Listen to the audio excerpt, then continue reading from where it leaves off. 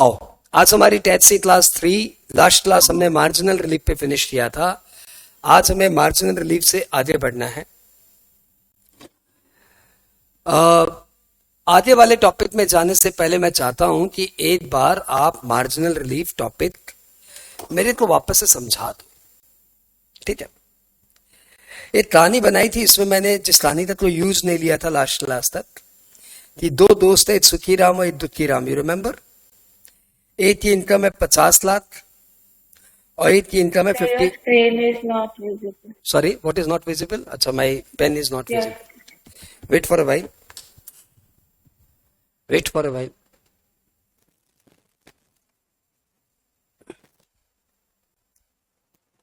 So there are two friends, Sukhi Ram दुखी राम। एक का इनकम है 50 लाख, एक का राम है इनकम है 51 lakh.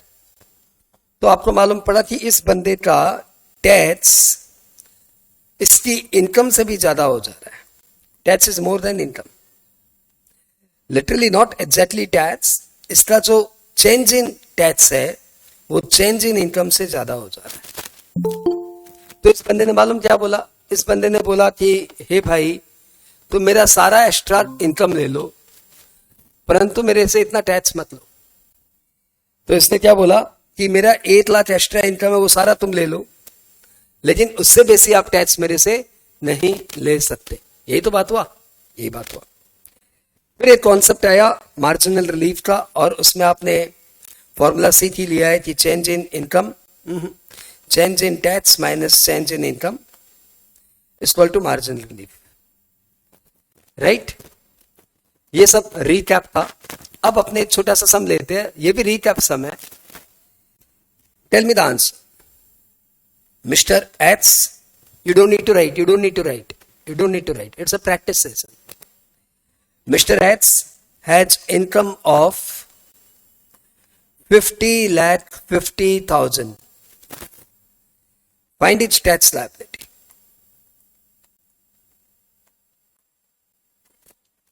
Your time starts now.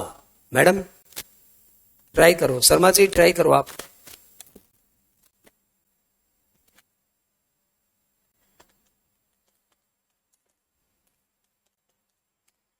Answer 14,17,000.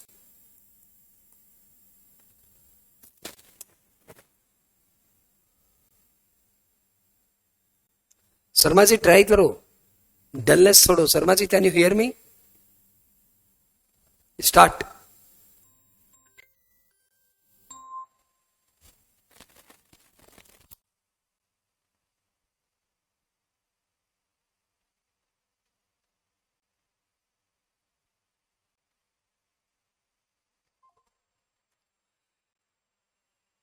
अच्छा, इसको छोड़ो, यदि इसमें इतना टाइम लग रहा है, दूसरा लो, दूसरा लो। X has income of 50 lakh 20,000. Find its tax liability. Your time starts now.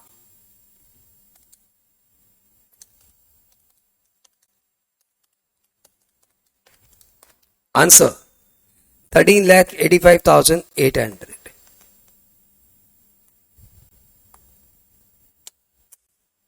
Do it.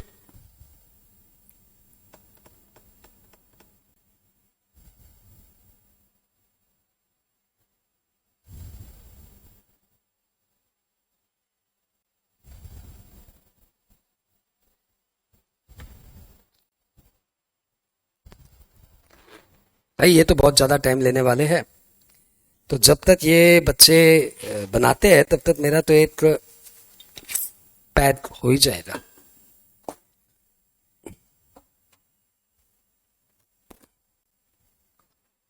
हाँ, आंसर आया क्या? Oh, don't look at me, do it fast, do it fast. तुम्हारे सर ने इसका आंसर 30 सेकंड में निकाला है, तो तुम 60 सेकंड में तो निकालोगे।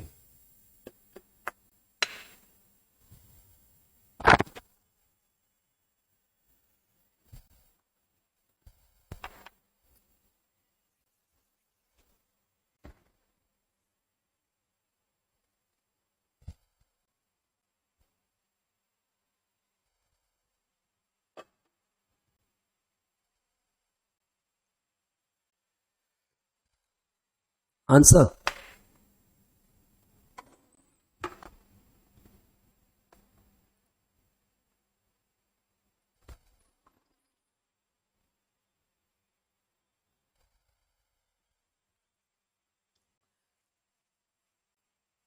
मैं तुम्हारा नाम शर्मा जी भूल जाता हूँ, इसलिए बार बार मुझे शर्मा जी बोलना पड़ता है. Please tell me your name.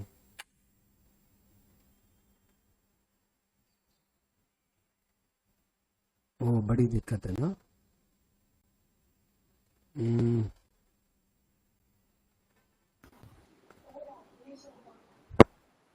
Mic तो नजदीक लाओ मैडम. रागिनी शर्मा। रागिनी शर्मा. अब नहीं बोलूंगा, अब नहीं बोलूंगा. रागिनी, आंसर आया? नहीं सर। तो वाई आर नॉट डूइंग?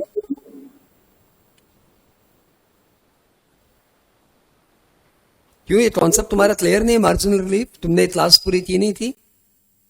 नहीं, तो video they. I know. Load shedding हो गया था। I know, last load shedding हो गया था, तुम्हारी क्लास बीच में इंटरप्ट हो गई थी, लेकिन वीडियो तो मिल गया ना. वीडियो मुझे नहीं मालूम कहाँ से मिलेगा, लाइक मैंने लिंक या कुछ सोर्स नहीं है मेरे पास। ठीक है रागिनी, आज क्लास के बाद अपने फोन पे बात करते हैं. Okay sir. बात का क्या हाल है? जो सम तुम्हारे सर 30 सेकंड में निकाल रहे हैं, how long will you take?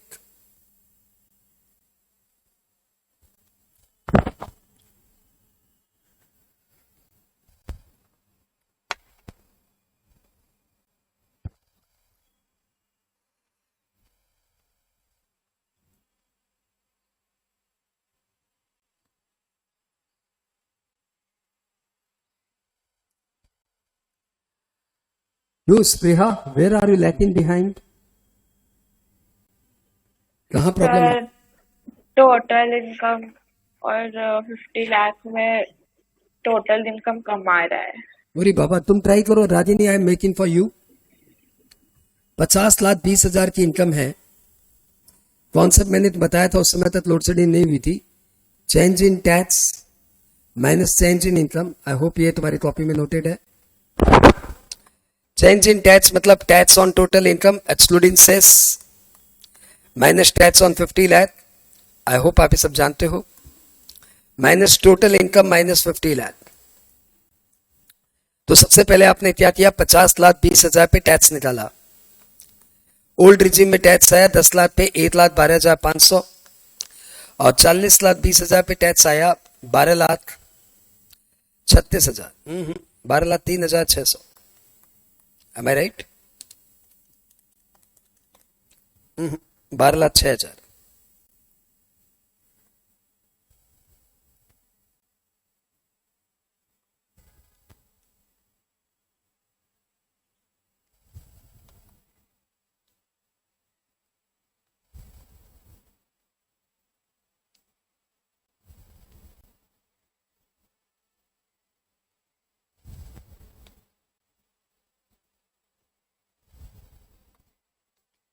तो इस तरीके से आपका टैक्स हो गया 13,18,500. आई होप अंकिता ये सब निकाला आपने. Add surcharge 10%, 131850 surcharge been added. अब आपका टैक्स आ गया 14,50,350. आया ना यहां तक?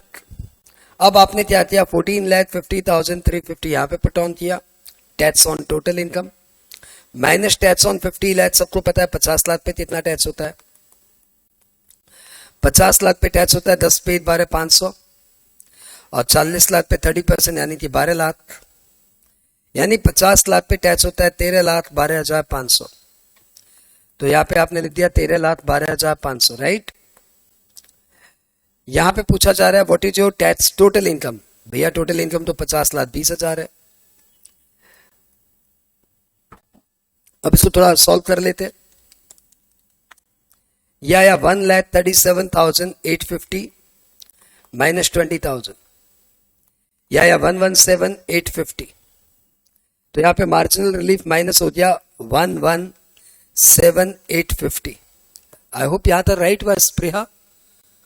यहां तक राइट हुआ? नाइस. 14,50,350 माइनस 117,850, तो आपका टैक्स आ गया बिफोर सेस 13,32,500। अब इसमें आप सेस ऐड कर दो 4%, 53,300, ये ऐड करती आपका टैक्स आ गया 13,85,800। मैच हुआ क्या अंकिता? राइट। यस। स्पृहा क्लियर है ये? और रागिनी थोड़ा थोड़ा समझ में आ रहा है? चलो, अब ये बात आश्चर्यजनक है कि ये दोनों आंसर मैच हो चुके हैं, 13,85,800। ये मैंने निकाला करीबन 2 मिनट में, और ये मैंने निकाला करीबन 15 सेकंड में। मैंने पहली क्लास में भी बताया था कि पढ़ाई का रियल अर्थ है एक्सपर्टाइज। जब आप एक चीज में एक्सपर्टाइज होते हो तो सामने वाले जब तक अतप्रभ नहीं हो जाते, हतप्रभ मतलब समझ लो, unless the until the opponent is surprised, you are not the champion. You must have the capability to surprise the others. How can he do this like? How can he do like this? Take another question. Suppose your total income is 50,60,000. अच्छा, तुम बोलोगे sir ये सब आपका रटा हुआ इसलिए आप 15 सेकंड में आंसर दे देते हो, राइट? तो आप मुझे कोई इनकम बता दो जो थोड़ी सी 50 लाख के आजू बाजू हो।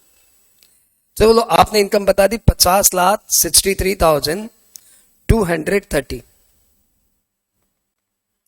50,63,230। अब बताओ ये आंसर इसका क्या आना चाहिए?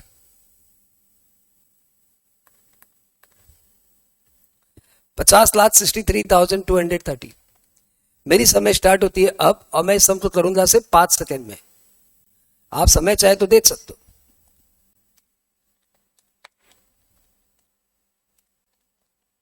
आंसर है 14,30,780। अब तुम्हें लग रहा है कि यार ये जो प्रोसेस है हमने ऐसे किया, और कम से कम कितनी भी तेज दिमाग चला लो, इसमें लगना है कम से कम 2 मिनट। और ये सर जी है जिनकी उम्र 50 साल के करीब है, ऑलमोस्ट बुढ़ापे के कगार पे है, और ये निकाल रहे इसको 10 सेकंड में, 15 सेकंड में। ये इनके पास क्या जादू है? वांट टू नो दिस जादू? Want to know this जादू? अंकिता, ये जादू सीखना चाहती हो आप?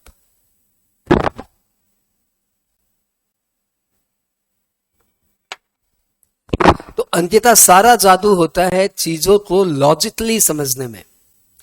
जब आप एक चीजों को लॉजिकली समझते हो और उसके ऊपर थोड़ा सा वर्कआउट करते हो तो बनता है जादू।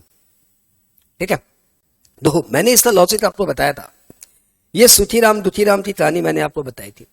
मैंने बताया था कि इसकी इनकम 50 लाख, इसकी इनकम 51 लाख। मैंने आपको बताया था कि देखो इसका इनकम 1 लाख से ज्यादा हुआ है, लेकिन टैक्स इसका 1 लाख से बहुत ज्यादा हो गया। तो ये क्या बोल रहा है? ये बोल रहा है मेरा पूरा 1 लाख ले लो भाई, बस मेरे तो और परेशान मत करो, मेरा पूरा 1 लाख ले लो, मेरा पूरा 1 लाख ले लो, बस मेरे से इससे ज्यादा टैक्स मत लो।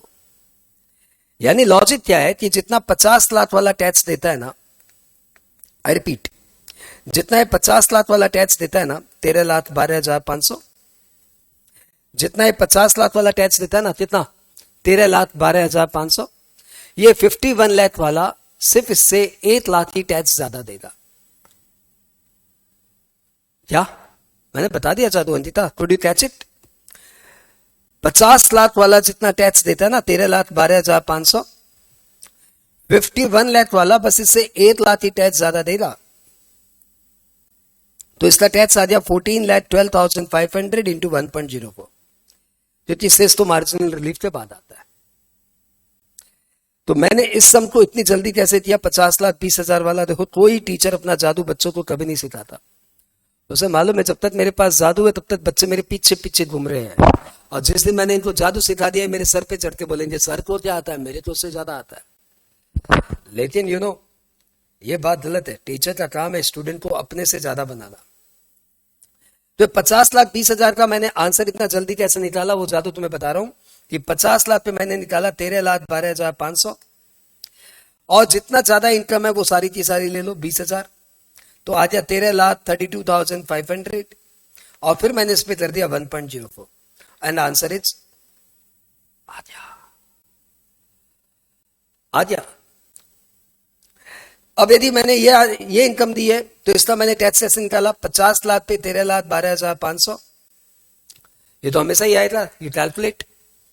और उसके बाद जितनी ज्यादा इनकम है सारी तुम ले लो,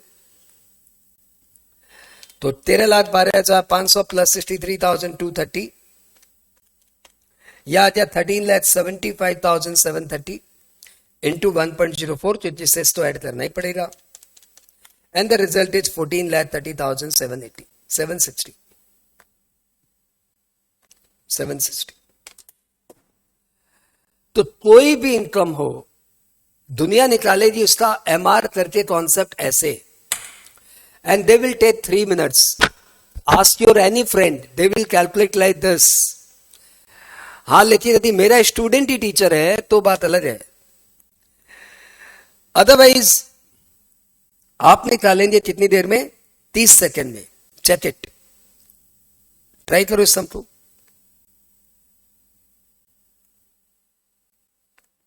क्वेश्चन नंबर नेक्स्ट, कॉपी में लिखिए, फाइंड टोटल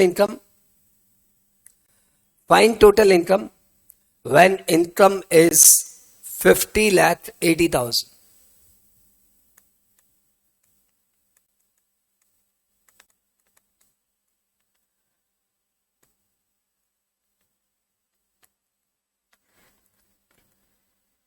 आंसर बताइए।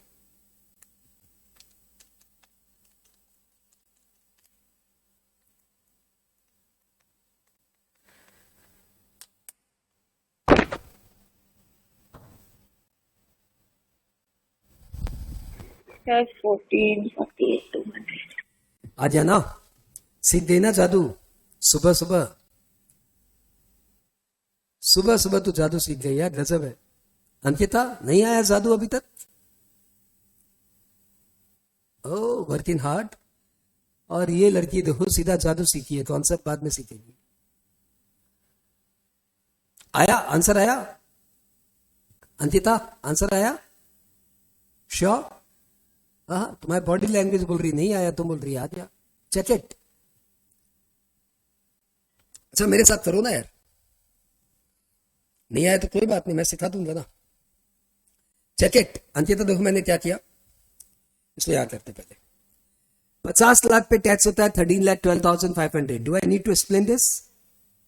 क्लियर है? हाँ, 13,12,500। अब इसमें आप जितनी एक्स्ट्रा इनकम है ना, 50 लाख से जितनी ज्यादा इनकम है सब ऐड कर दो। हाउ मच इज जो मार्जिनल एक्स्ट्रा इनकम? 80,000 मैंने ऐड कर दिया। ये आ गया आपका टैक्स। अब इसमें आप सेस ऐड कर दो और ये आ गया आपका आंसर। राइट? दूसरा निकाल दो भैया। Find tax when total income is 55,900। निकाल दो टैक्स फटाफट।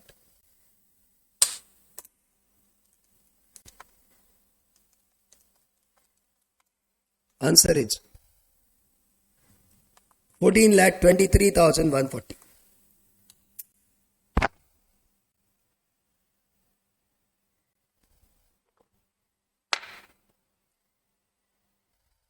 क्या राजिनी मैम आया क्या? नहीं आया? अरे डू इट फास्ट।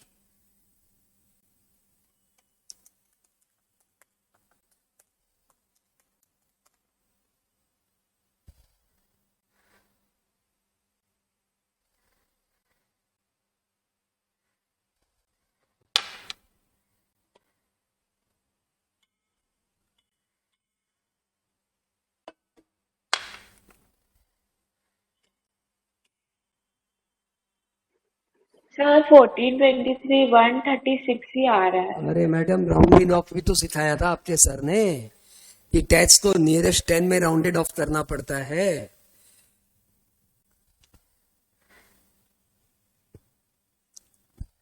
आया? Ankita, how long will you take? Where the trouble is? तुम बहुत टैलेंटेड लड़की है, कहां प्रॉब्लम है? Okay Ragini, is it clear? चलो फाइन। तो लास्ट क्लास जो मैंने आपको धीरे धीरे करके टेक्निकली सिखाया था, आज मैंने उसका एक एक्सपर्टाइज नॉलेज आप में इंजेक्ट किया। अब आप किसी से भी जल्दी ये टैक्स निकाल सकते हो। आई अश्योर यू, कभी भी किसी से भी चैलेंज कर लेना कि एमआर मैं तुमसे ज्यादा जल्दी निकाल सकता हूं, और आपका एमआर डेफिनेटली जल्दी निकलेगा। और जो एक्सपर्टाइज सीख रहे हो उस पे और एडिशन अपने द्वारा करते रहना। मैंने भी किसी किताब से पढ़ के सीखा होगा, लेकिन कभी कोई भी किताब एक टेक्निक नहीं बताती कि कैसे आप जल्दी निकाल सकते हो। हाँ, फिर वो जल्दी निकाला कैसे सीखा, वो मैंने अपने दम पे सीखा। तो वैसे ही आपको मैंने कुछ सिखाया, कुछ वैल्यू एडिशन आप भी करना अपने आप, और इसको तेज करना ताकि तुम मेरे से फार बेटर निकलो। हाँ, आओ एक छोटा सा रिकैप लेते हैं और आगे बढ़ते हैं। हम लोग कर रहे हैं अभी तक टैक्स रेट ऑफ इंडिविजुअल, और अभी तक हमने सीखा है कि इंडिविजुअल को 3 कैटेगरी में डिवाइड किया गया है: very senior citizen, senior citizen and other. Very senior citizen वो जो रेसिडेंट है प्लस जिसकी एज 80 ईयर्स या उससे ज्यादा है। सीनियर सिटीजन वो जो रेसिडेंट है प्लस जिसकी एज 60 ईयर्स या उससे ज्यादा है। और अदर मतलब वो जो इन दोनों कैटेगरी में फॉल नहीं करता, अदर। इसकी टैक्स रेट है पहली 5 लाख पे निल, नेक्स्ट 5 लाख पे 20%, बैलेंस पे 30%। You remember very well. इसकी इनकम है पहले 3 लाख पे निल, 2 लाख पे 5%, 5 लाख पे 20%, बैलेंस पे 30%। You should keep on murmuring, मन में बुदबुदाते रहो, मन में बोलते रहो कि यस ये मुझे याद है। इसकी टैक्स है 2.5 लाख पे निल, 2.5 लाख पे 5%, 5 लाख पे 20%, बैलेंस पे 30%। इसके बाद आपने सीखा एक कॉन्सेप्ट सरचार्ज। यदि आपकी इनकम 50 लाख तक है तो सरचार्ज तो नहीं लगेगा, लेकिन इनकम 50 लाख से ज्यादा है तो 10%, इनकम 1 करोड़ से ज्यादा है तो 15%, इनकम 2 करोड़ से ज्यादा है तो 25%, इनकम 5 करोड़ से ज्यादा है तो 37%। इसके अलावा हर एक बंदे को हेल्थ एजुकेशन सेस देना पड़ता है 4%। इसके बाद आपने कॉन्सेप्ट सीखा रिलीफ का, रिलीफ अंडर सेक्शन 87A। आपने सीखा यदि आप रेसिडेंट इंडिविजुअल है और आपकी टोटल इनकम 5 लाख के अंदर अंदर है तो आपकी टैक्स लायबिलिटी में से 12,500 का आपको रिलीफ मिल जाएगा। रिलीफ नहीं, वर्ड है रिबेट, रिबेट मिल जाएगा। 12,500 का आपको रिबेट मिल जाएगा। यह आपने सीखा। फिर आपने लास्ट में जाते जाते मार्जिनल रिलीफ सीख लिया कि change in tax minus change in income.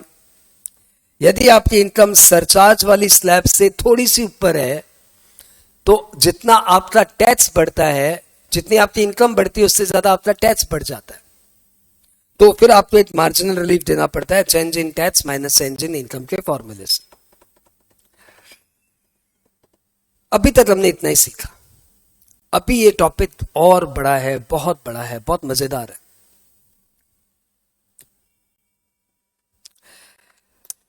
Modi सरकार ये कांस्टेंट ट्राई कर रही है कि देश का टैक्स स्ट्रक्चर सिंप्लीफाइड हो जाए।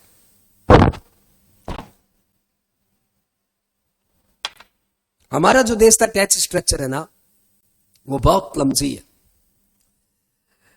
लेकिन सरकार ये चाह रही है कि टैक्स का प्रोविजंस सिंपल हो जाए। अभी आपको नहीं पता है कितना क्लमजी है, क्योंकि अभी आपने पूरा टैक्स पढ़ा नहीं है। अभी आपकी सिर्फ 2 घंटे 2.5 घंटे की क्लास हुई है। जब ये क्लास करीबन 150 आवर्स हो जाएगी तब आपको मालूम पड़ेगा कि नहीं यार, ये टैक्स का प्रोविजंस तो रिलैक्स होना ही चाहिए। हमारी सरकार ट्राई कर रही थी टैक्स के प्रोविजंस को रिलैक्स कर दे। अब बताओ रिलैक्स कैसे होगा? ये रिलैक्स होगा जब आपके टैक्स के कई सारे वो प्रोविजंस जो कोई खास काम के नहीं है उनको हटा दिया जाए। सरकार भी यही कर रही है। बहुत सारे टैक्स में ऐसे बेनिफिट्स है जो ज्यादातर लोग अवेल ही नहीं करते, तो हमारी सरकार ट्राई कर रही है वो सारे प्रोविजंस हटाने की। लेकिन वो सारे प्रोविजंस क्या है? वो सारे प्रोविजंस कुछ न कुछ बेनिफिट्स है, और जैसे ही आप बेनिफिट्स हटाएंगे तो जिन लोगों को उससे फायदा हो रहा है वो नाराज हो जाएंगे, और पब्लिक का नाराज करने से काम नहीं चलेगा। इसलिए सरकार बड़े ही शालीनता से और धैर्यपूर्वक वो प्रोविजंस एक एक करके हटाने के मूड में है। एक ये बात है। दूसरी ये बात है कि हमारे टैक्स में 2.5 लाख तक कोई टैक्स नहीं लिया जाता, उसके बाद 5%, उसके बाद सीधा 20%। ये थोड़ा सा आश्चर्यजनक है कि यार ऐसे कैसे है यार? 2.5 लाख पे नील, ठीक है, फिर 2.5 लाख पे 5%, ठीक है, फिर लॉजिकली क्या होना चाहिए था? नेक्स्ट 2.5 लाख पे 10% लेते आप। आपने तो सीधा उसके बाद 5 लाख के बाद जितनी इनकम उसके ऊपर 20% और 10 लाख के बाद जितनी इनकम उसके ऊपर 30%। तो अचानक बाउंस हो जा रहा है टैक्स 5% से सीधा 20%। अब सपोज मेरी इनकम 6 लाख है, तो पहले 5 लाख पे मेरे को टैक्स देना पड़ा सिर्फ 12,500, और अगले 1 लाख पे मुझे टैक्स देना पड़ा 20,000। It sounds absurd. तो हमारे देश के लोग चाह रहे थे कि हे सरकार, आप ये टैक्स के प्रोविजन थोड़े से रिलैक्स करो यार, ये टैक्स रेट थोड़ा कम करो। तो जिस दिन से निर्मला सीतारमण जी हमारी देश की फाइनेंस मिनिस्टर बनी है, उन्होंने आते ही सबसे पहले टैक्स की रेट को रिलैक्स किया, और उन्होंने प्रदान किया पूरे देश को एक ऑल्टरनेट रिजीम। ऑल्टरनेट रिजीम मतलब आप एक और तरीके से इंडिविजुअल का टैक्स निकाल सकते हो जो आपको अच्छा लगे। आज हम लोग वही करने जा रहे हैं, ऑल्टरनेट रिजीम। ये ऑल्टरनेट रिजीम जब मैं आपको पढ़ाऊंगा तो आधा आपको समझ में आ जाएगा, आधा एकदम नहीं आएगा। जो आधा नहीं आएगा वो आने वाली 10-20 क्लास तक नहीं समझ में आएगा। क्यों?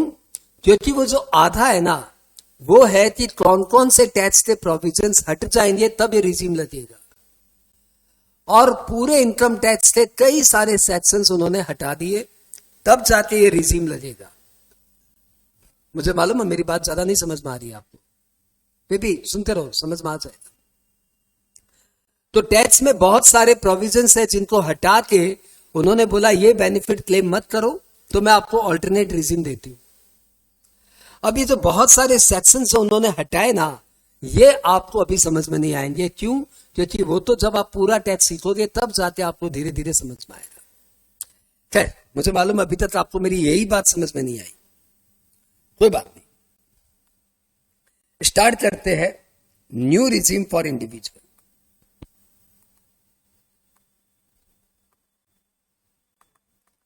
इसका एक सेक्शन है, सेक्शन 115BAC।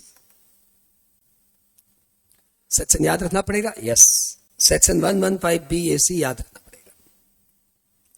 ये न्यू रिजीम बोलती है कि आपका टैक्स होगा फर्स्ट 3 लाख पे नील,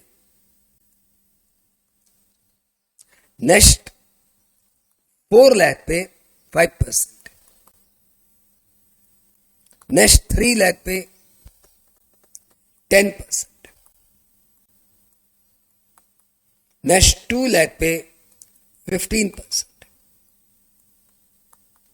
नेक्स्ट 3 लाख पे 20%, और बैलेंस पे 30%। इसको दूसरी भाषा में भी बोल सकते हैं यदि आपको वो भाषा अच्छी लगती है तो। 0 से 3 लाख तक आपकी टैक्स हो जाएगी नील, 3 लाख से 7 लाख तक आपकी टैक्स हो जाएगी 5%, 7 लाख से 10 लाख तक आपकी टैक्स हो जाएगी 10%,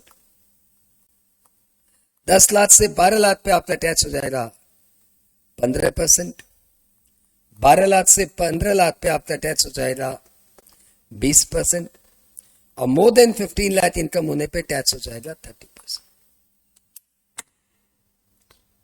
ये नया रिजीम है। तो सर वो पुराना जो सीखा है वो काम का है कि नहीं है? अरे दोनों काम का है, वो रिजीम और ये नया वाला ऑल्टरनेट रिजीम, इन दोनों में से जो आपको बेटर लगे वो आप सेलेक्ट कर सकते हो। ओके, पहले मैं ये रिजीम थोड़ा और अच्छे से समझा दूं। तो सपोज यदि आपकी इनकम 28 लाख है, तो आपका टैक्स अंडर न्यू रिजीम क्या होगा? तो टैक्स अंडर न्यू रिजीम होगा, आराम से देखो, कॉपी मत मारो, 3 लाख पे निल, 3 लाख से 7 लाख यानी 4 लाख पे 5%, बोले तो 20,000, 7 लाख से 10 लाख यानी नेक्स्ट 3 लाख पे 10%, बोले तो 30,000, 10 लाख से 12 लाख यानी नेक्स्ट 2 लाख पे 15% यानी 30,000, फिर से 12 लाख से 15 लाख यानी नेक्स्ट 3 लाख पे 20% यानी 60,000। आप चेक करो, ये इनकम आ गई है 15 लाख और ये टैक्स आ गया है 3 3 6 2 8 6 14 1,40,000, यानी फर्स्ट 15 लाख पे 1,40,000। और बैलेंस इनकम कितनी है भैया? टोटल इनकम कितनी है? 28, 15 हो चुका है, नेक्स्ट 13 लाख पे 30%, 3,90,000। इस तरीके से आपका टोटल टैक्स हो गया 5,30,000। आई होप बात समझ में आई। यदि बात समझ में आई तो एक बार खुद भी निकालो। Do this. Mister A has income of 42 lakh. Find tax under new regime.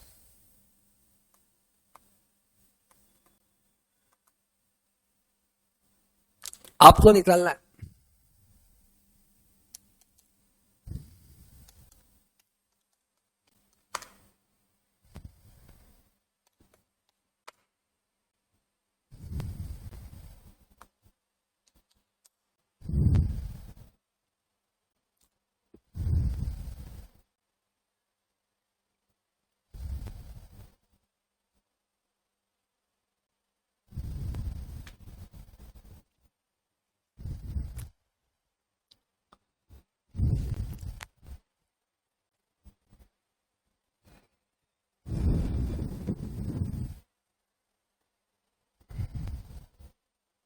Waiting. Sir, 9,50,000. 9,50,000. Okay, आपने पूरा ऐसे निकाला मैडम? आपने पूरा ऐसे निकाला?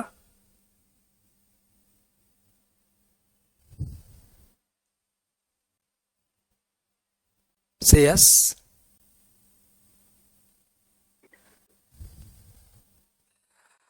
राजी आया? आंसर आया? एंड आई होप आपका आंसर आ गया 9,50,000।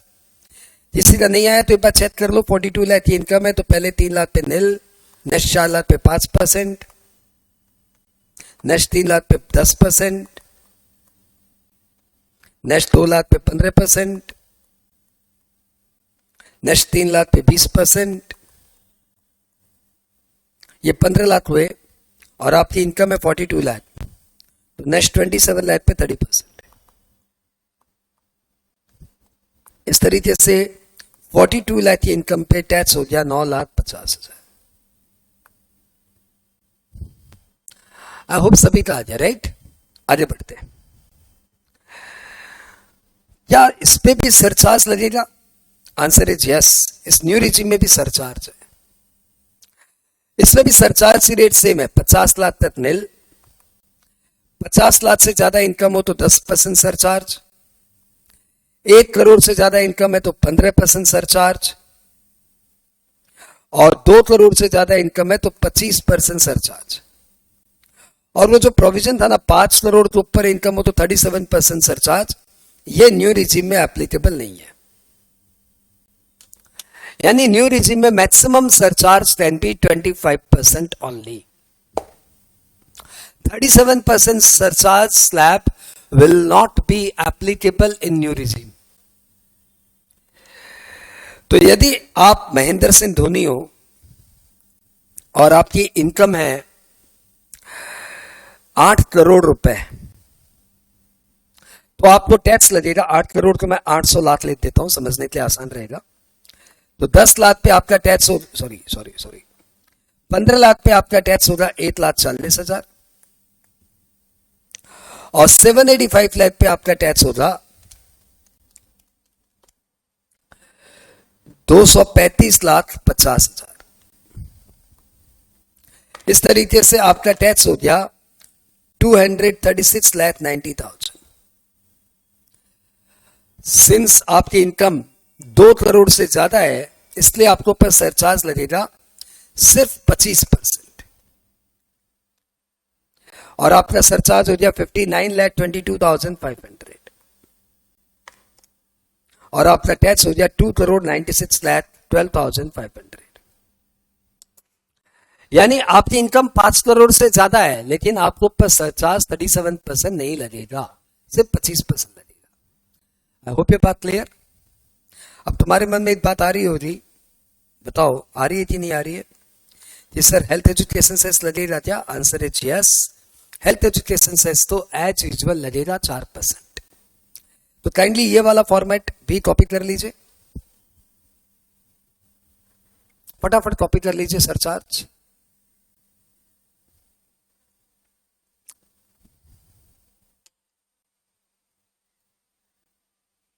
नाइस. अब इसको भी कॉपी कर लीजिए. Health education cess 4%.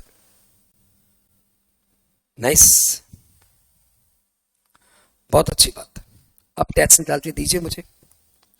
Mister A has total income of 65 lakh. वाइन टैक्स अंडर न्यू रिजीम.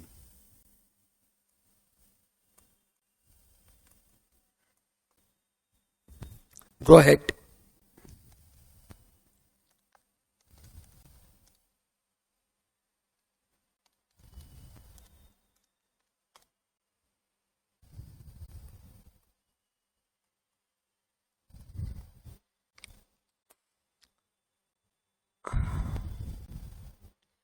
देखो टैक्स आया क्या?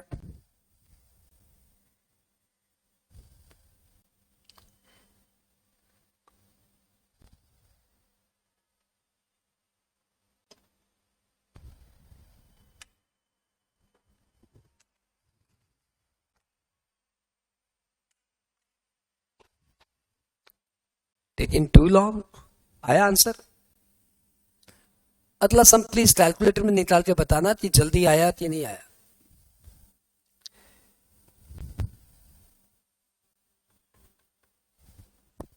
इतना टाइम लग रहा है, मतलब कुछ गड़बड़ है. एक बार चेक कर लेता हूं. 65 लाख है तो 15 लाख पे टैक्स होगा 140. आई होप आपने ऐसे निकाला.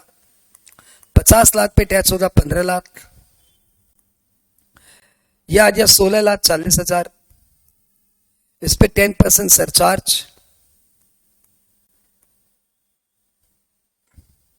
तो यह आ गया 16,40,000 इंटू 1.1, 18,04,000. अब इसमें सेस 4%, 72,160 और ये ऐड करके आपका टैक्स आ गया 18,76,160. आया क्या अंकिता? आया क्या? ठीक है, एक और देता हूं. इस वक्त कैलकुलेटर में निकाल के बताना. कॉपी पेन नहीं चाहिए, कैलकुलेटर में निकाल के बताना. Total income 140 lakh. टैक्स निकाल के बताना.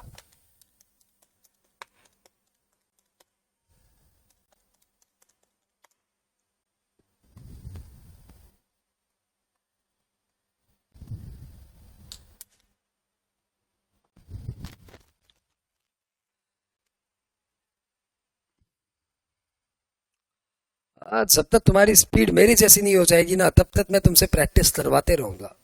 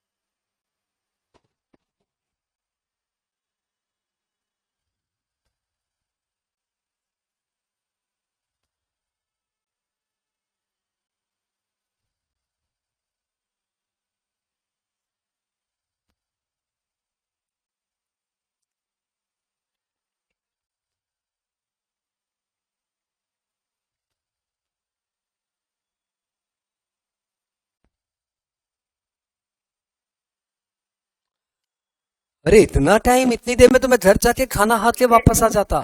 अंकिता, अरे ये लड़की कुछ गड़बड़ कर रही है। ये लड़की जब यहाँ पे आई थी तो बहुत अच्छी लड़की थी। इसका घर में कुछ चक्कर है, मैं समझ में आ गया। ऐसे घर में दिमाग काम नहीं कर रहा है इसका। Check it Ankita, what happened. 15 lakh पे 40 आपने, अरे मैं ये सब क्या कर रहा हूँ यार, मैं ऐसे निकालता हूँ ना। चेक इट, क्या प्रॉब्लम है। आपकी इनकम है 140, तो आपने पहले 125 पे 30% निकाल लिया। इसमें आपने 1.4 लाख ऐड कर दिया। इस पे आपने 1.15 सरचार्ज ऐड कर दिया, 1.04 सेस ऐड कर दिया। आंसर आ गया 46 लाख। अरे कहां गया आंसर? आ गया 46,52,440। आया क्या? ये वाला आया कि पहले वाला आया? हाँ, तो तुम लोग पहले वाले में ये वाला कैसे बोल दिए? Yes sir. Okay, do it again. Find tax कैल्सी में, और वो भी फटाफट वाला, मेरी स्पीड से। मेरे स्टूडेंट तो मेरी स्पीड तो आएगी। Find tax when income is 82 lakh.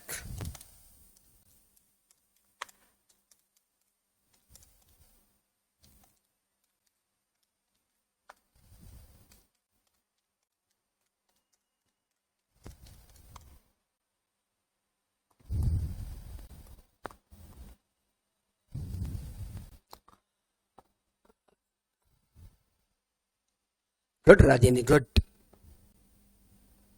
कुछ बच्चों का वाला आ गया मेरी वाली स्पीड, और कुछ बच्चों का कैलकुलेटर खराब है आज।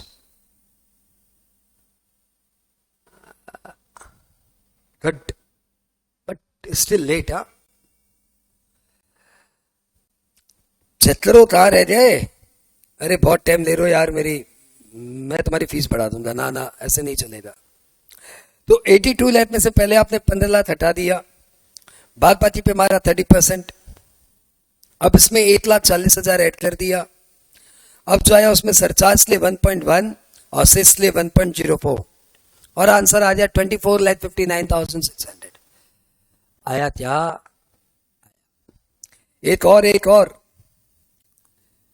जितना हम लोग यहाँ पे समय दे रहे हैं बच्चों, वो सब समय हमारा मेकअप हो जाएगा। क्योंकि एक बार हाथ में स्पीड आ गई ना, तो सारा समय, साइकिल चलाने वाले पहले बहुत धीरे धीरे चलाते हैं, उनका मन नहीं लगता। उनका ट्रेनर बोलता है धीरे चला, कोई प्रॉब्लम नहीं है, धीरे चला, कोई प्रॉब्लम नहीं है। धीरे चलाना ही टफ है साइकिल में। भैया टैक्स रेट ही सबसे टफ टॉपिक है टैक्स में। यदि इस पे फिंगर सेट हो लेना, कैलकुलेटर में cut cut cut cut cut cut answer आ गया ना, तो पूरा टैक्स तुम्हारे लिए हमेशा कंफर्टेबल जोन रहेगा। इसलिए मुझे कोई दुख नहीं हो रहा है कि तुम टाइम ले रहे हो, मुझे कोई दुख नहीं हो रहा है कि इतना समय जा रहा है, मुझे कोई दुख नहीं हो रहा है कि एक ही चीज को 15 सम से कराना पड़ रहा है। मुझे पता है कि एक बार इसमें मेरी टाइम लग गई। बाद बाकी मेरे बच्चे पूरी क्लास, पूरे 100 क्लास तक मुझे सपोर्ट करते रहेंगे। तो फाइन टैक्स जल्दी करना बस। When income is 96 lakh.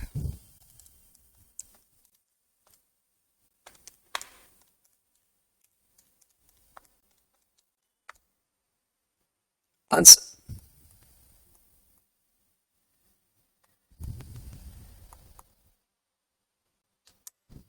अरे क्या बात, मेरे से जल्दी, क्या बात, क्या बात अंकिता, अब तुम फॉर्म में आ रही हो। और राजिनी मेरे से जल्दी करके बैठी है। मैं जब तक गर्दन उठाया तब तक ऐसे कर रही है, यस आपका सही है।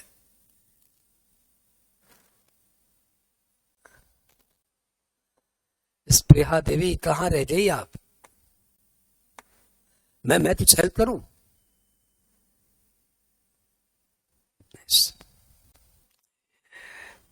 एक बार स्प्रेहा को मेरी वाली स्पीड में लाने के लिए सम और वाइन टैट्स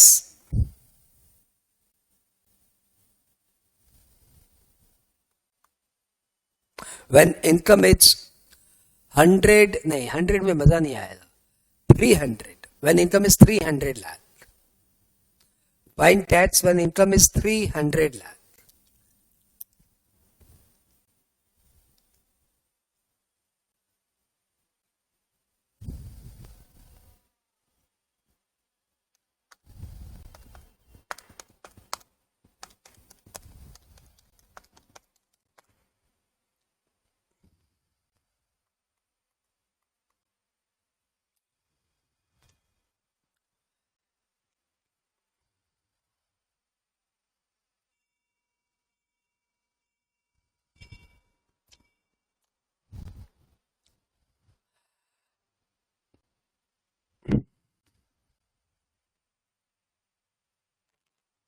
अंकिता आपने 25% सरचार्ज मारा क्या? जैकेट हमने कैसे निकाला?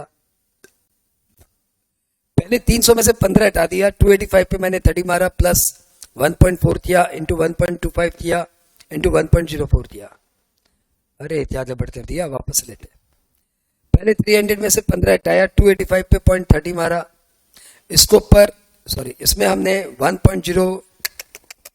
1.4 ऐड कर दिया। अब इसमें 1.25 सरचार्ज लगाया और 1.04 सेस लगाया और टैक्स आ गया 1,12,900 आ गया, 112,97,000 आया। नहीं अंकिता तेरा चेहरा बोल देता है, तो अच्छी लड़की है, अच्छे बच्चों का चेहरा बोल देता है। तो भैया जी देखो, ये हमने tax rate under new regime सीख लिया, लेकिन निर्मला जी ने न्यू रिजीम सबको नहीं दिया। उन्होंने कहा न्यू रिजीम उन्हीं को मिलेगा जो मेरी कुछ कंडीशंस माने, यानी 115 PAC is applicable only when you satisfy a condition, and the condition is very simple. You need to waive many benefits. बहुत सारी बेनिफिट्स इनकम टैक्स डिपार्टमेंट आपको देता है, वो सारी बेनिफिट्स आपको वेव करनी पड़ेगी। अब ये जो पार्ट है ना, ये मैं तुम्हारे कॉपी में लिखवा दूंगा, लेकिन ये तुम्हें समझ में नहीं आएगा, क्योंकि ये जो बेनिफिट्स है ना, ये अलग अलग चैप्टर में बेनिफिट्स है। कुछ बेनिफिट सैलरी चैप्टर में है, कुछ बेनिफिट हाउस प्रॉपर्टी चैप्टर में है, कुछ बेनिफिट्स PGBP चैप्टर में है, कुछ बेनिफिट्स आईपॉस चैप्टर में है। वो अलग अलग चैप्टर जब हम लोग करेंगे तब वो बेनिफिट्स हमें मालूम पड़ेगा। राइट नाउ मैं कॉपी में लिखा दे रहा हूं कि जैसे जैसे चैप्टर आते जाएगा वैसे वैसे आप बेनिफिट सीखते जाओगे, वैसे वैसे न्यू रिजीम आपको और क्लियर होता रहेगा। यानी सच बोलूं तो न्यू रिजीम एग्जैक्टली सीखने में आपको करीबन 150 घंटे लग जाएंगे। हाँ, तो आज हम लोग से कॉपी में लिख के उस टॉपिक को विराम दे देंगे। विराम, you understand? We will stop this topic just after learning the name of the benefit. तो कॉपी में चाहिए और एक छोटी सी लाइन लिखिए,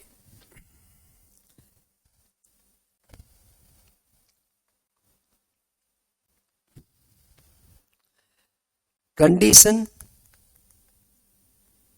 for claiming new regime.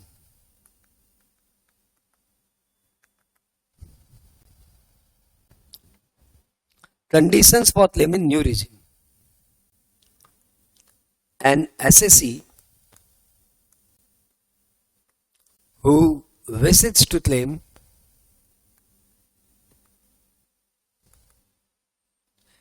new regime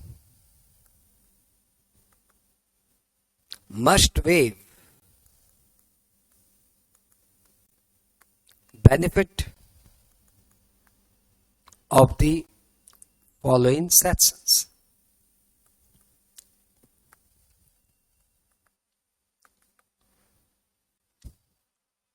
Number 1, 10AA benefit to SIDS. या आप कौन से चैप्टर में सीखोगे? या आप सीखोगे chapter SIDS.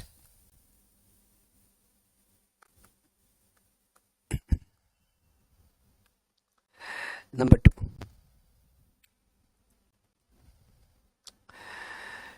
1014 clause 1 and clause 2. लिखिए, no benefit of 1014(1) and 1014(2) shall be available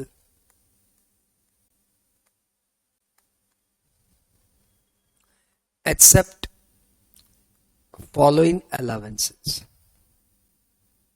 आप लिख रहे हो, आपको समझ में नहीं आ रहा है, लेकिन भैया उपाय नहीं है, लिखना ही पड़ेगा. Except following allowances, that is conveyance allowance,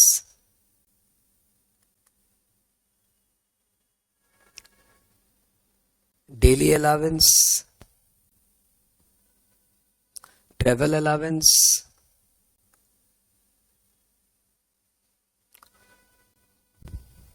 transport allowance.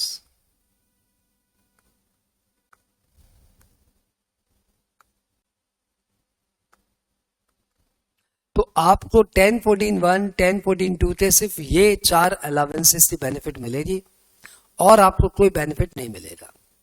Sir कुछ नहीं समझ में आया? हाँ, तो समझ में आएगा ना. Refer chapter salary.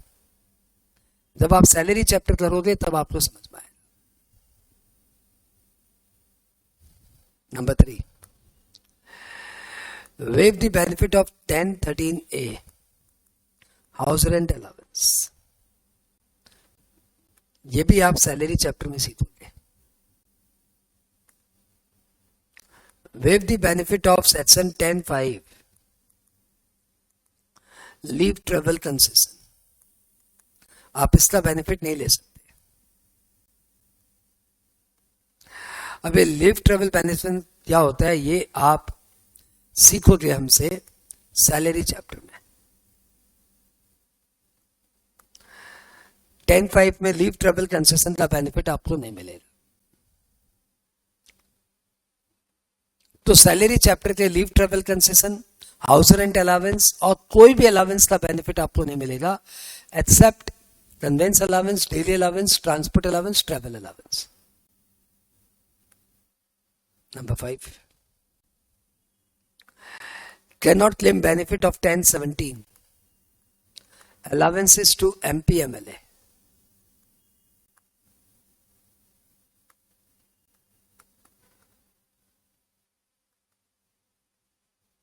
ये बेनिफिट भी आपको वेव करना पड़ेगा.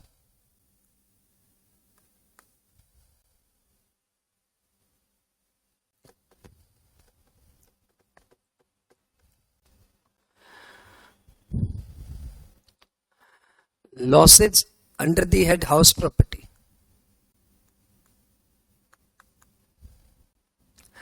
cannot be set off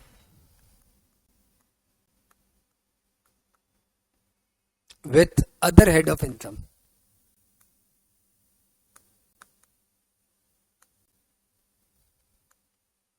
Other heads of income. ये आप कहां सीखोगे? ये आप सीखोगे मेरे से सेट ऑफ चैप्टर में.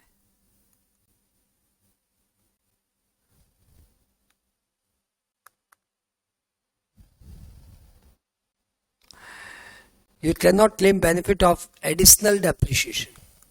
एक मैं मिस कर रहा हूं.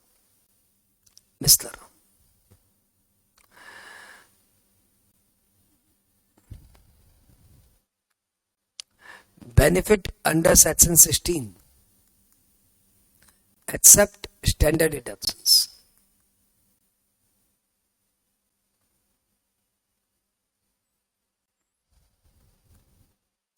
आपको स्टैंडर्ड डिडक्शंस का बेनिफिट मिलेगा, लेकिन बात ये सेक्शन 16 के बेनिफिट नहीं मिलेंगे। ये आप कहाँ सीखेंगे? ये भी आप सैलरी चैप्टर में सीखेंगे।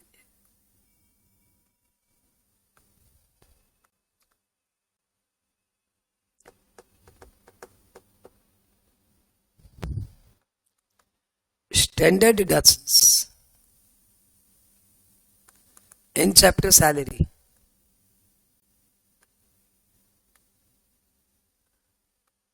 can be claimed up to rupees 75,000, जबकि ओल्ड रिजीम में ये बेनिफिट है 50,000। ये सब बातें आप सीखोगे मेरे से सैलरी चैप्टर में। सर आप बहुत बोर कर रहे हैं। हाँ मुझे मालूम है मैं बोर कर रहा हूं। 10 मिनट ही लगेगा, बोर हो जाओ यार।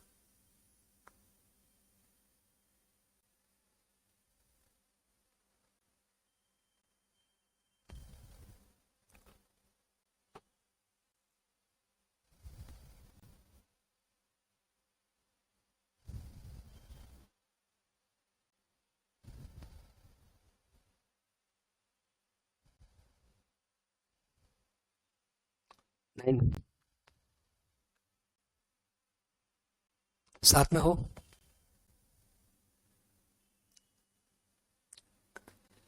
एडिशनल डेप्रिसिएशन ये आपको नहीं मिलेगा। न्यू रिजीम में आपको एडिशनल डेप्रिसिएशन का बेनिफिट नहीं मिलेगा। ये आप कहां सीखोगे मेरे से? ये आप मेरे से सीखोगे पीजीबीपी चैप्टर में। न्यू रिजीम में आप सेक्शन 33AB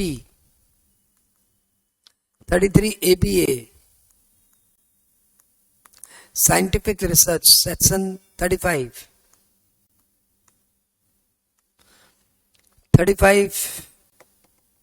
CCC 35 CCD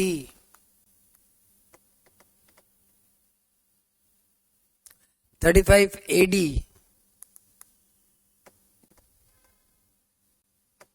इन सब का बेनिफिट क्लेम नहीं कर पाओगे। ये सब आप में से कहां सीखोगे? पीजीबीपी चैप्टर में।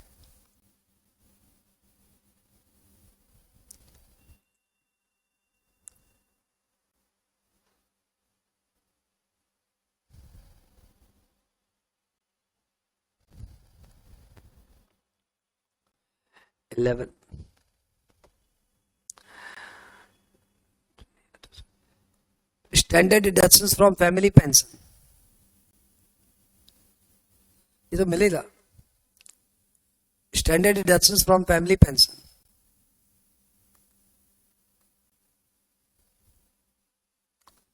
Available of ₹20,000 available up to ₹20,000।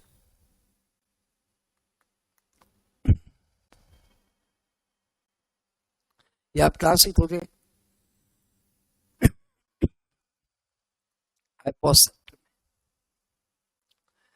Benefit under section 1032 minor income club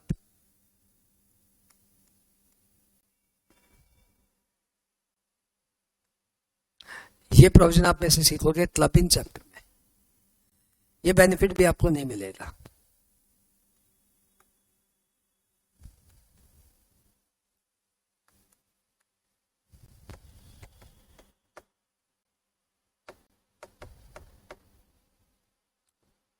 no deduction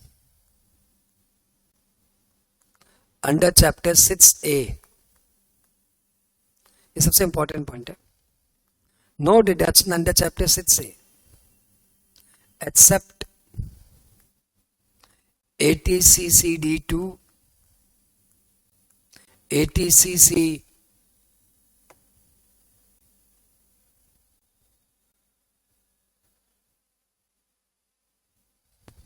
F2 80 JJAA। भैया ये मुझे मैं आपको सिखाऊंगा डिडक्शन चैप्टर में। एक बार इस बोरिंग पार्ट को यहीं पे ओवर करते हैं। आप ये 13 बेनिफिट्स छोड़ेंगे तो जाके आपको न्यू रिजीम में ऑप्शन मिलेगा। लेकिन यदि आप ये बेनिफिट नहीं छोड़ते हो तो आपके ऊपर ओल्ड रिजीम ही लगेगा। अब ये 13 बेनिफिट क्या है ये तो देख लो भैया। जैसे जैसे मेरे चैप्टर बढ़ते जाएंगे वैसे वैसे आप न्यू रिजीम और अच्छे से सीखते जाओगे।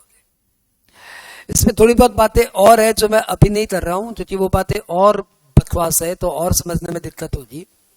अभी तो आपको इतना समझ में आ गया कि जिस दिन में सैलरी चैप्टर सीख जाएंगे उस दिन हमें ये शुरू के 500 पॉइंट समझ में आ जाएंगे।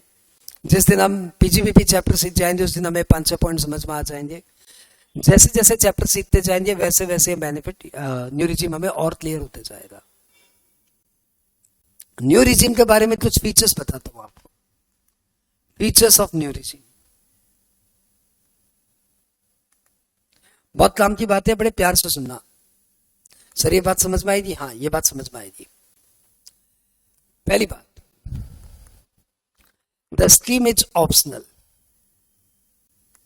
यानी आपके पास दो चॉइस है। आप ओल्ड रिजीम में भी जा सकते हो, न्यू रिजीम में भी जा सकते हो। 10 लाख पे एक बार 500 का टैक्स दे सकते हो और ये सारा बेनिफिट क्लेम कर सकते हो, या फिर 15 लाख पे 1,40,000 भी टैक्स दे सकते हो और ये सारा बेनिफिट आपको वेवर करना पड़ेगा। आपकी choice. Number 2, a person who is not having PGBP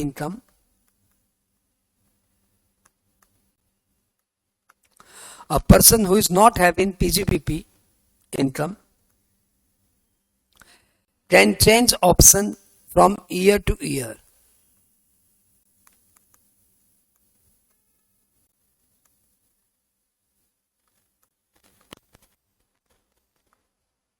एक बंदा जिसका पीजीबीपी इनकम नहीं है वो ये option year two year change कर सकता है। पीजीबीपी मतलब बिजनेस इनकम। तो एक बंदा जिसकी बिजनेस इनकम नहीं है, पीजीबीपी का फुल फॉर्म है profit and gains from business और प्रोफेशन। तो एक बंदा जिसकी बिजनेस इनकम नहीं है वो ये option year two year change कर सकता है। अ person who is having PGBP income who is having PGBP income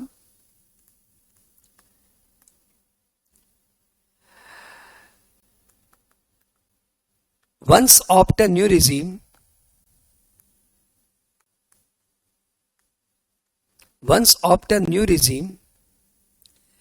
cannot go back to old regime। यानी मेरे जैसे बंदे जिनकी पीजीबीपी इनकम है वो लोग ने एक बार न्यू रिजीम ऑप्ट कर लिया तो फिर वो ओल्ड रिजीम में जा ही नहीं पाएंगे। जब तक ओल्ड रिजीम चला रहे हो चलाते चलो, लेकिन एक बार आप न्यू रिजीम में चले गए तो उसके बाद आप ओल्ड रिजीम में जा नहीं सकते। Number 4, the new regime is a regime by default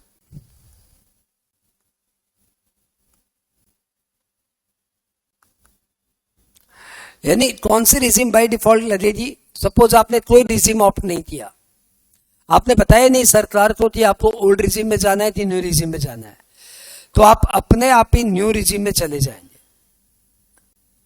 बात क्लियर? आप अपने आप न्यू रिजीम में चले जाएंगे। यानी यदि आपको ओल्ड रिजीम ऑप्ट करना है तो फिर आपको सरकार को अप्लाई करना पड़ेगा कि मैं चाहता हूं ओल्ड रिजीम। बात क्लियर? यदि आपने कोई एप्लीकेशन नहीं भेजा तो आपका न्यू रिजीम ही लग जाएगा। A person who wishes to opt old regime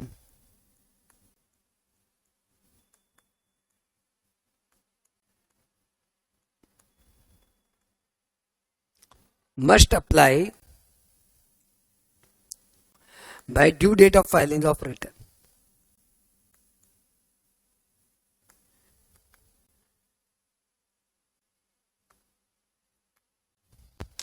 तो जिनको ओल्ड रिजीम चाहिए उन्हें अलग से फॉर्म भरना पड़ता है, अप्लाई करना पड़ता है, तब जाके उनको पर ओल्ड रिजीम लगती है। बात क्लियर क्या? तो सारे फीचर्स भी है, बहुत अच्छे से ध्यान रखना। सर एग्जाम में पूछेंगे, एमसीक्यू में पूछेंगे, ठीक है? तो मुझे मालूम है कि यहां से मैंने आपको बोर करना शुरू किया, क्योंकि यहां से मैंने आपको कुछ ऐसा सिखाया ही नहीं जो आपको समझ में आए। बस मैंने लिखवा दिया कॉपी में, ताकि आपको ध्यान रहे कि ऐसा कुछ है जो हमें धीरे धीरे सीखना है। बात बाकी न्यू रिजीम तो मैंने सिखा दिया। अच्छा बताओ, ये न्यू रिजीम में आपको कुछ पूछना है क्या? Any doubt? Any doubt? Rajini, any doubt? ना राजिनी, ऐसे नहीं होता। अब मैं तुम्हें 3 मिनट का प्रवचन दूंगा राजिनी। यू नीड अ प्रवचन। लेट्स स्टार्ट प्रवचन। यू अंडरस्टैंड प्रवचन? सर आज प्रवचन मिलेगा आपको। दो एक स्टूडेंट पढ़ाई में अच्छा है, ये कैसे मालूम पड़ेगा? उसके मार्क्स बताएंगे सर, उसके बोलने से, आपके बोलने से क्या होता है? मार्क्स आएंगे तो मालूम पड़ेगा अच्छा है कि नहीं अच्छा है। गुड। अब एक बात बताओ, एक स्टूडेंट जिसका दिमाग तेज है, ये कैसे पता चलेगा? सर उसके मार्क्स बताएंगे? Obviously not. दिमाग और पढ़ाई दो अलग अलग चीजें हैं। आप पढ़ाई में अच्छे हो, ये आपके मार्क्स बताएंगे। आपका दिमाग अच्छा है, ये आपके मार्क्स नहीं बताएंगे। यदि ऐसा होता कि मार्क्स ही बता देंगे कि इसका दिमाग अच्छा है, तब तो फिर जितने भी सीए है उन सबको जॉब लग जानी चाहिए थी इमीडिएटली। नहीं, फर्स्ट इन फर्स्ट आउट वाला कॉन्सेप्ट लगना चाहिए था। जितने सीए में से कोई भी अप्लाई कर दो, हम उसको जॉब में रख लेंगे, क्योंकि मार्क्स तो सभी अच्छे हैं। फिर वाई द इंटरव्यू सेशन? आपको पता है कंपनी में, एक रिलायंस ऐसी कंपनी में जब 5 वैकेंसी क्रिएट होती है तो 1000 एप्लीकेशन जाते हैं, 1000 चार्टर्ड अकाउंटेंट अप्लाईज, और फिर रिलायंस 1000 में से 700 को तो आउटराइट रिजेक्ट कर देता है, और 300 लोग का इंटरव्यू लेता है, उसमें से 5 को सेलेक्ट करता है। आपको बताओ वो इंटरव्यू में क्या देखते हैं? पर्सनालिटी, 6 फुट का है, डोले सोले है, चेहरा ग्लो मार रहा है, ये सब देखता है? Obviously not. तो फिर वो क्या देखता है वहां पे? वो देखता है उस बंदे का दिमाग, जिसको हम लोग बोलते हैं ब्रेन क्वालिटी। और ब्रेन क्वालिटी ऑब्वियसली पढ़ाई के मार्क्स से मालूम नहीं पड़ता। ओके, तो सर अब आप ये बताइए, फिर अब ये बात छेड़ ही दी है तो फिर ये बताइए कि फिर ब्रेन, दिमाग किससे मालूम पड़ता है? दिमाग मालूम पड़ता है बंदे के एटीट्यूड से। बच्चा ग्रोइंग माइंडसेट है कि नहीं है? नाम सुना है कभी ग्रोइंग माइंडसेट? ग्रोइंग माइंडसेट मतलब वो बंदा क्या और सीखना चाहता है, और सीखना चाहता है कि बस यार हो गया, यार हो गया, बहुत हो गया, बहुत सीख लिया यार, बहुत हो गया, जैसे चल रहा है चलने दो। तो जितने लोग जैसे चल रहा है चलने दो है ना, वो लोग इस फिल्ट्रेशन में आउट हो जाते हैं।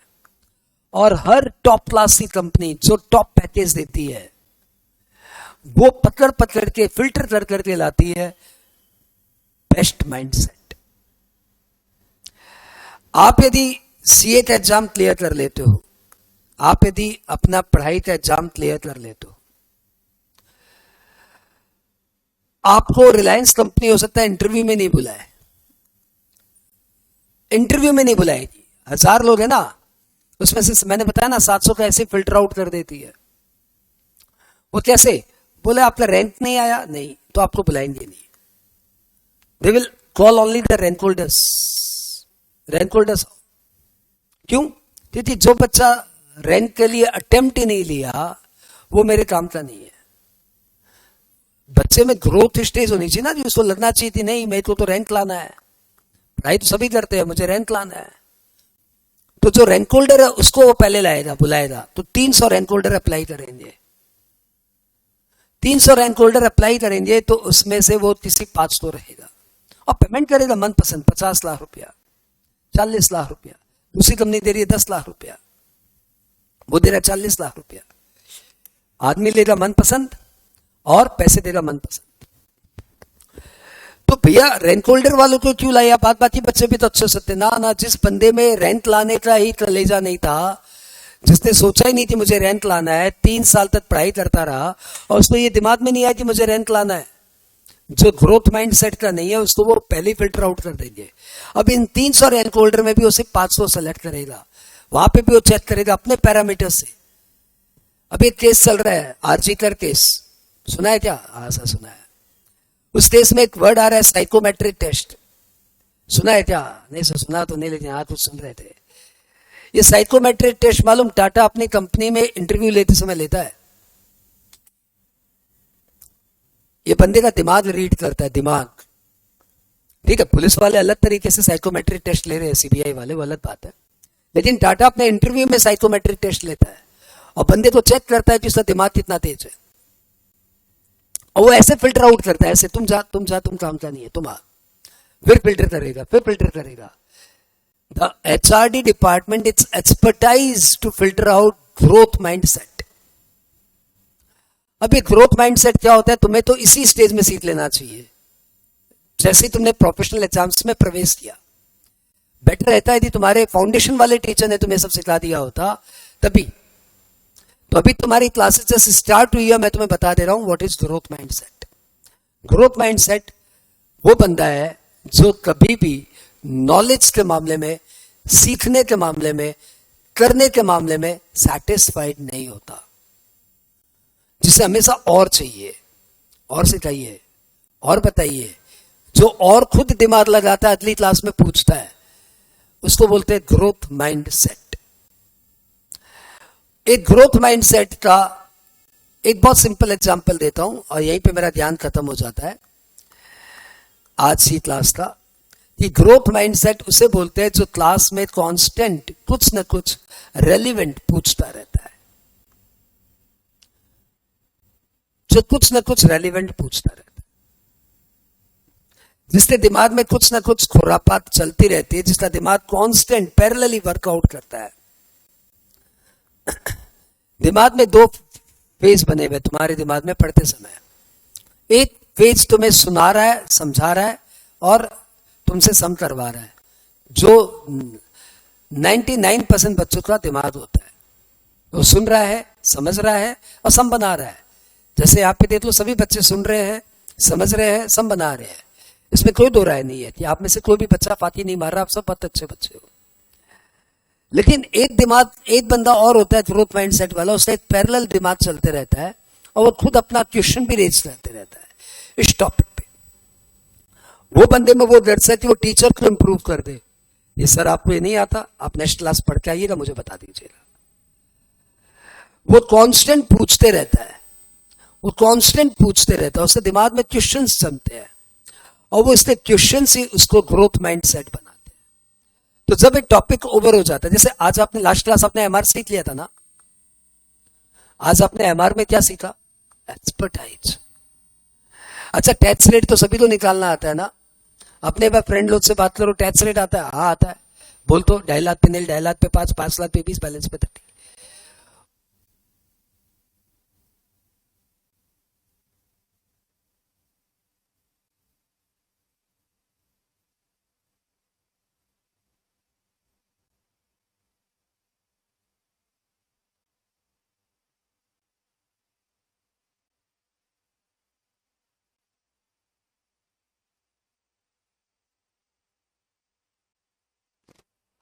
तो उसको बोलो 42 लाख पे टैक्स निकालना। वो वैसी दतियानुसी तरीके से करेगा, 2.5 लाख पे 0, 2.5 लाख पे 5, 5 लाख पे 20, बैलेंस पे 30, और करीबन 1 मिनट के बाद आपको आंसर देगा। और आप कैसे करोगे? 42 लाख पे 32 लाख पे 9,60,000, 9,60,000 में 500, यानी 10,72,500 प्लस इंटू 1.04। आप कैसे निकालोगे? 5 सेकेंड में निकालोगे आप आंसर। तो दोनों ही तो स्टूडेंट है, दोनों को ही तो आता है, दोनों ही तो एग्जाम में सम राइट बनाते आएंगे। लेकिन एक बंदे ने वो सम 1 मिनट में बनाया और एक बंदे ने वो सम 5 सेकेंड में बनाया। तो बताओ कंपनी किसको फिल्टर करेगी? 5 सेकेंड वाले।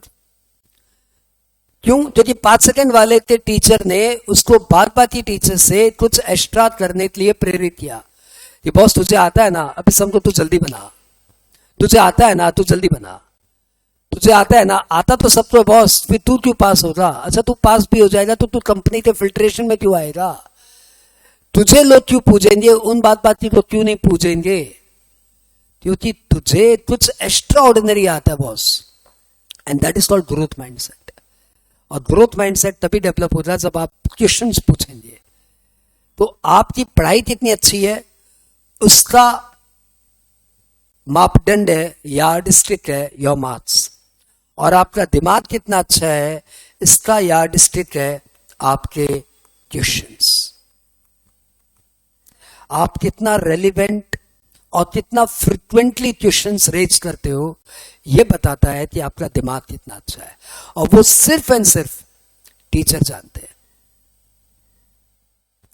आपके पेरेंट्स भी जानते हैं। आप उनसे भी दिमाग में मतलब हर बात पे क्वेश्चन होना चाहिए, हर बात पे। जैसे कोई फेस्टिवल आ रहा है, सपोज दिवाली आ रही है, तो वो बच्चा जो दिवाली में पटाखे छोड़ता है 99%, और वो बच्चा जो अपने पिताजी से पूछता है कि पापा दिए क्यों जलाए हैं और आज के दिन क्यों जलाए हैं, अच्छा 5 दिन दिए क्यों जलाते हैं, अच्छा 5 दिन का सेलिब्रेशन क्यों है, ये 4 दिन का क्यों नहीं है, हर दिन का मुझे इंपॉर्टेंस बताइए, वो बंदा बनता है अलग माइंडसेट। वो उसका दिमाग में क्यूरियोसिटी है और वो 99% बच्चों से अलग है, और ये सिर्फ उसके पेरेंट्स को पता है कि यार ये बड़ा खतरनाक दिमाग है, ऐसी ऐसी बातें पूछता जो मैंने आज तक अपने पेरेंट्स से नहीं पूछी, एंड वो बच्चा लिटरली ब्रिलियंट निकलता है। तो उसका यार्डस्टिक क्या है? यार्डस्टिक क्या है? प्रश्न, क्वेश्चंस। तो प्लीज आप जिस किसी भी क्लास में बैठो, दिमाग को पैरेलली चलाओ, उससे रेलिवेंट क्वेश्चंस अपने सर के सामने पुट ऑन करो। ये एक दिन में डेवलप नहीं होगा, स्प्रेहा ध्यान से सुनना, ये एक दिन में डेवलप नहीं होगा, ये आपको कांस्टेंट एफर्ट लगाना पड़ेगा, तब आपका वो जो सोया हुआ दिमाग है ना वो शुरू हो जाएगा। दिमाग तो सबके पास होता है, लेकिन क्या होता है लोग उसको यूज ही नहीं करते, माथा पच्ची नहीं करते, क्या पड़ा यार, खत्म करना है यार। हर फेस्टिवल स्टार्ट वहां से करो, हर फेस्टिवल्स के पीछे लॉजिक। मेरी तो आदत है मैं बच्चों से उनका नाम का भी लॉजिक पूछता हूँ, जैसे इसका नाम है Spreha, I am not getting the meaning of Spreha, मैं इसे थोड़े दिन बाद पूछूंगा स्प्रेहा का मतलब क्या होता है भाई। तो आपने भी इसका नाम सुना, आपके दिमाग में प्रश्न आया कि स्प्रेहा मतलब क्या होता है, why then this name, why this new name. तो स्प्रेहा बताना भाई तुम्हारे नाम का मतलब क्या होता है? विश, विश कामना, इच्छा। स्प्रेहा, ओके ओके ओके। तो भाई ये मैंने आज आपको बता दिया। अच्छा चलो वापस से टॉपिक पे आते हैं। कोई क्वेश्चन आया क्या यहाँ पे? अभी तक न्यू रिजिम में कोई क्वेश्चन आया? तो मेरे दिमाग में एक प्रश्न है और मैं जानना चाहता हूं तुम्हारे दिमाग में वो प्रश्न क्यों नहीं आया। कि आपने जब ओल्ड रिजिम सिखाया सर हमें, तब आपने बताया इंडिविजुअल के 3 तरीके होते हैं, very senior citizen and other, और आपने उनकी अलग अलग रिजिम पे टैक्स, अलग अलग टैक्स रेट बताई, हमें याद है। जब आपने न्यू रिजिम पढ़ाया तब आपने बताया कि टैक्स रेट होता है पहले 3 लाख पे निल। तो सर मेरा ये पूछना है कि क्या न्यू रिजिम में वेरी सीनियर सिटीजन पे टैक्स रेट क्या होगी, क्या 5 लाख पे निल?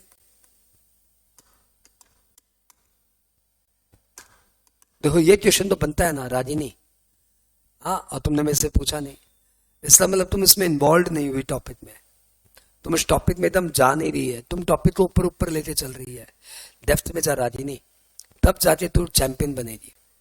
ठीक है चलो, ज्ञान ओवर रागिनी, क्लियर। और मेरा मैसेज है कि न्यू रिजिम में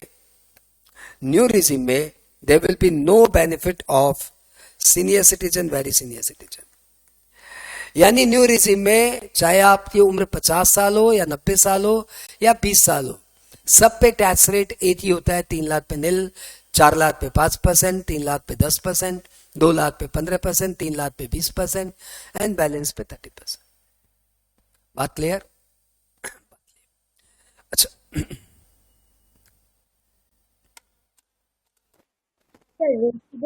নন রেসিডেন্টের ক্ষেত্রেও same tax love please repeat.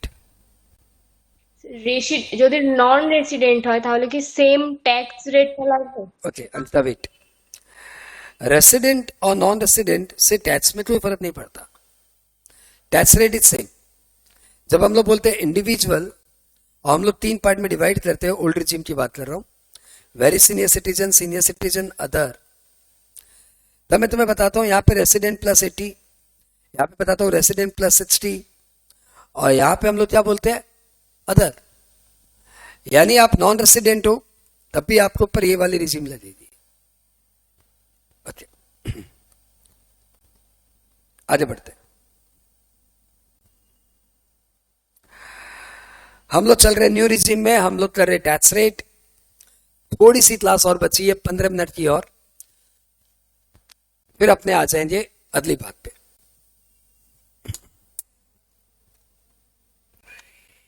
मैंने आपको न्यू रिजीम का स्लैब बता दिया।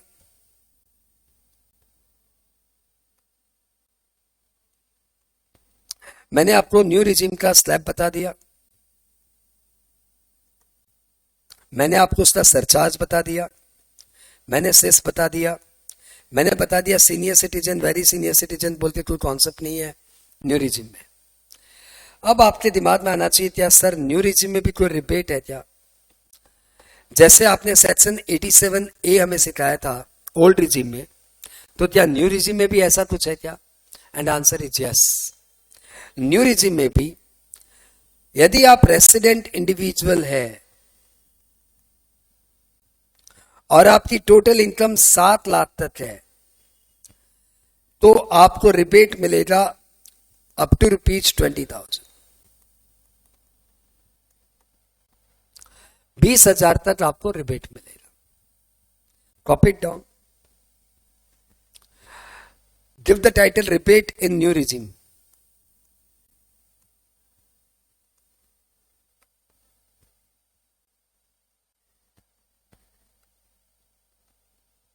Rebate in new regime.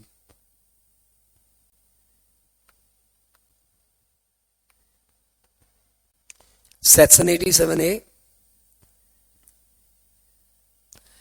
applicable to resident individual, condition total income 7 lakh के अंदर होनी चाहिए और रिबेट होना चाहिए 20,000 तक।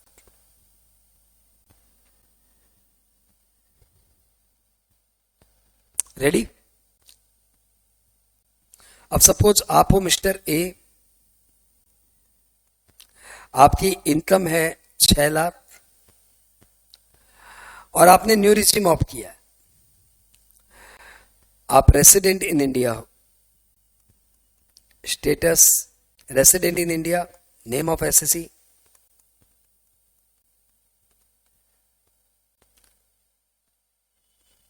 अब आप अपना टैक्स बताइए। तो सर 3 लाख पे निल, नेक्स्ट 3 लाख पे 5%, तो आपका टैक्स आ गया 15,000। इसमें से आपको रिबेट मिल जाएगा पूरा 15,000। आपका टैक्स हो जाएगा 0, सेस हो जाएगा 0 और टैक्स लायबिलिटी हो जाएगी 0। I hope clear.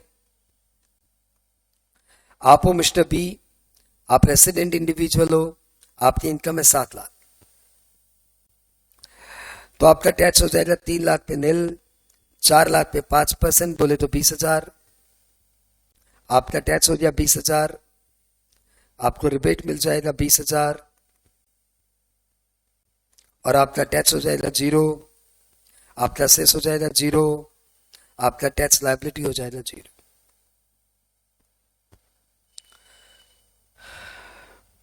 आप हो मिस्टर सी, आप हो नॉन रेसिडेंट, आपकी इनकम है 5 लाख, तो आपका टैक्स हो जाएगा 3 लाख पे निल, 2 लाख पे 5%, टैक्स हो गया 10,000। रिबेट आपको मिलेगा हाउ मच? 0। क्यों 0? 0 0 0 because you are non resident. Rebate is applicable to resident only. 0, आपका टैक्स हो गया 10,000, आपका सेस हो गया 4%, बोले तो 400। हाँ बोलो। आप हो मिस्टर सी, आप हो मिस्टर डी, आप हो रेसिडेंट इंडिविजुअल, आपकी इनकम है 8 लाख, आपका टैक्स हो गया 3 लाख पे निल, 4 लाख पे 5% बोले तो 20,000, 1 लाख पे 10% बोले तो 10,000, टैक्स हो गया 30,000, आपको रिबेट मिलेगा लड्डू। क्यों? क्योंकि आपकी इनकम 7 लाख से ज्यादा है।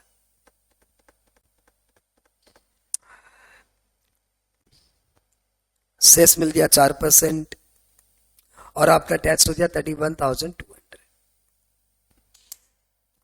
आई होप रिबेट का कॉन्सेप्ट क्लियर, बेटर। एक सम आप बना दीजिए ऐसे ही। Find tax liability.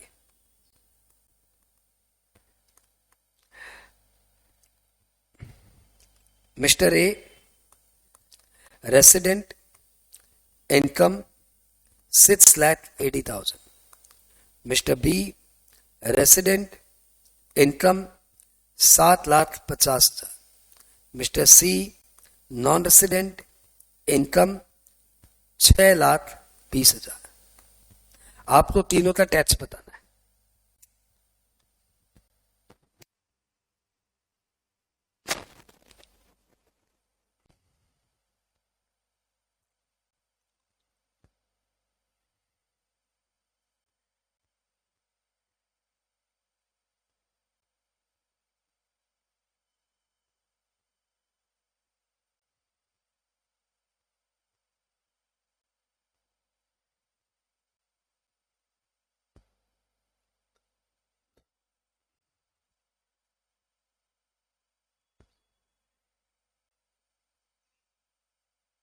हो गया क्या?